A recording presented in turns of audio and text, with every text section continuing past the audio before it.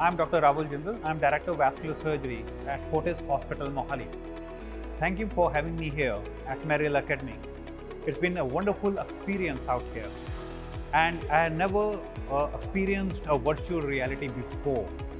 And it was an amazing experience to do a left SFA intervention with ballooning and stenting, and absolutely amazing experience. And I think it will be a very useful for the people who are beginning to do the interventions, and actually person can practice at home with these devices, because all the other devices what we have like a Mantis, they are such a big investment and they are very big equipment. It's not possible that people should be able to practice at home, but these are the devices which will be able to help the young surgeons to practice at home.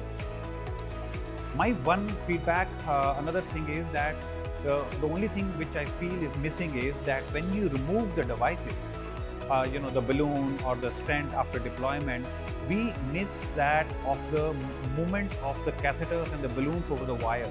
So in that case, the sheath is fixed. Our left hand should be able to remove the balloons and the catheters, and the right hand should be holding the wire.